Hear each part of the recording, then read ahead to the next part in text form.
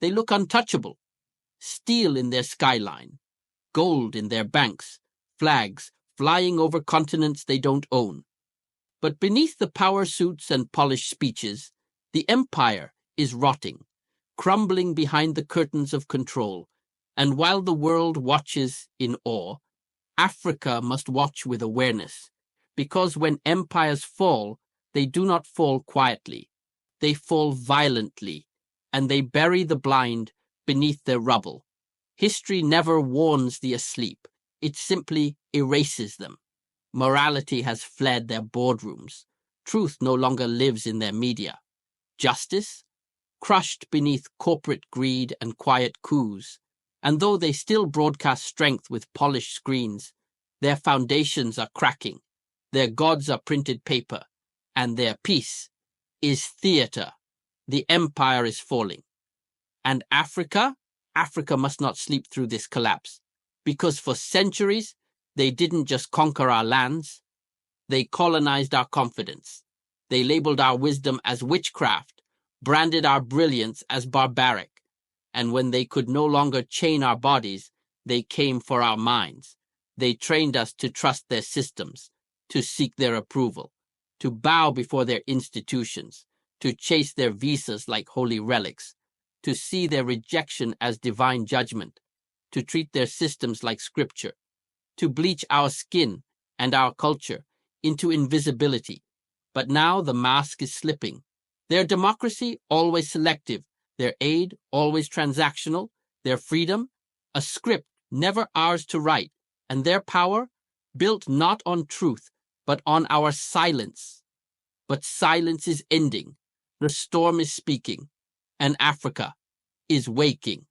Africa, wake up. The empire is not a mountain. It is a mask, a mirage, a marketing illusion dressed as destiny. We have been ruled by optics for too long, by Harvard accents in puppet leaders, by suits stitched over betrayal, by news anchors who smile through lies, by development loans that don't develop, they devour. And here's the divine irony. The world they built is imploding. Their banks, bleeding, their youth, revolting, their systems, sinking, their lies, being back to sender. Africa, do you feel it? The air is changing. The ancestors are no longer whispering, they're shouting. The drums are not for dance this time. They're warnings. But hear this. A falling empire never falls quietly. It crashes, it burns, and it buries the blind. If we remain on our knees, we will be buried beneath their rubble. This is the hour of mental liberation, not just from foreign control, but from mental colonization. Because even now, too many African minds remain colonized without chains, still believing that what comes from them is always better, that they are the standard, that they are superior, that our past is a burden, not a blessing, and our future, a subscription to someone else's system. But now we must say it loud. No more. No more outsourcing our worth. No more waiting for permission to rise. No more playing small in our own story. The empire is falling, and we must rise. Not in protest alone, but in preparation. Prepare our minds to think beyond their frames. Prepare our youth to lead with vision. Prepare our economies to serve us, not enslave us. Prepare our spirit to endure, to rebuild, to own our future. Because if we do not control our narratives now, they will rewrite their collapse as our failure. They will say, Africa is unstable. Africa is corrupt. Africa is poor, while hiding the truth that they built the very systems that strangled us, but no more. This time we see clearly. We see the cracks in their order. We see the blood beneath their balance sheets. We see the lies behind their peacekeeping. We rise not with hate, but with healing. Not to destroy, but to rebuild. Not in rage, but in revelation. Not just in protest, but with plans. Not with fear, but with fierce self-love. Not just as a continent, but as a consciousness. And to the African child in Accra, in Addis, in Goma, in Johannesburg, in Lagos, in Bamako, hear this: you are not inferior. You are not behind. You are not broken. You are not late. You are not less.